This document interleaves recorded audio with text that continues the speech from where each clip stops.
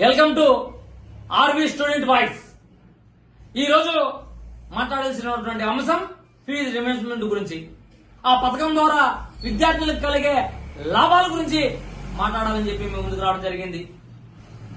నేడు మన రాష్ట్రంలో వేలాది మంది పేద మధ్యతరగతి విద్యార్థులు ఉన్నత విద్య చదవాలంటే ఒక మంచి అవకాశం కల్పించినటువంటి పథకం ఫీజు రియంబర్స్మెంట్. అలాంటి పథకాన్ని రూపకర్త వైఎస్ రాజశేఖర రెడ్డి గారు. ఒక పేద విద్యార్థి చదవాలంటే డిగ్రీ చదవాలన్నా, డిప్లొమా చదవాలన్నా, ఇంజనీరింగ్ చదవాలన్నా, ఇలా ఉన్నత చదువులు చదవాలంటే లక్షల రూపాయలు ఫీజులు ఉంటాయి.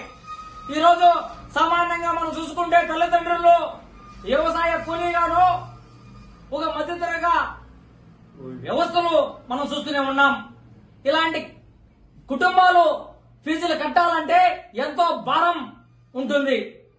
అలాంటి అన్నిటికీ ఒకే పరిష్కారంగా ఫీజు రియంబర్స్మెంట్ తీసుకురావడం వైఎస్ రాజశేఖర రెడ్డి గారికి మనం సెల్యూట్ కొట్టాలి.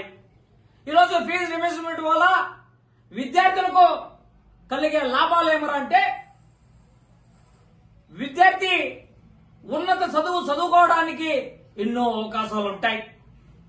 కుటుంబంపై ఆర్థిక భారం పడకుండా ఉంటుంది. అంతేకాదు విద్యార్థి అనుకున్న లక్ష్యాన్ని చేరుకోవడానికి మంచి అవకాశాలు ఉంటాయి.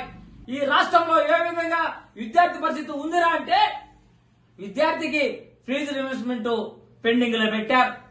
కాలేజీల్లో సర్టిఫికెట్లు తీసుకోవాలంటే ఫీజు కడితేనే మేము సర్టిఫికెట్ ఇస్తామని చెప్పి విద్యార్థులకు ఒత్తిడి చేస్తున్నారు ఈ రోజు ఉన్నటువంటి పరిస్థితి ఈ రాష్ట్రంలో.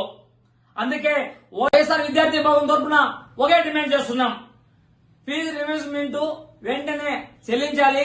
అర్హులైన ప్రతి ఒక్క విద్యార్థికి అందేలా చూడాలి. కాలేజీల్లో విద్యార్థులకు ఒత్తిడి లేకుండా చర్యలు చేపట్టాలి. ఇంకా చట్టం సక్రమంగా నిర్వహించేలా ప్రభుత్వం చర్యలు తీసుకోవాలని చెప్పి వైఎస్ఆర్ కాంగ్రెస్ పార్టీ విద్యార్థి భాగం అన్నమయ్య జిల్లా ఉపాధ్యక్షులుగా మల్తోటి నరేష్ డిమాండ్ చేస్తున్నాడు.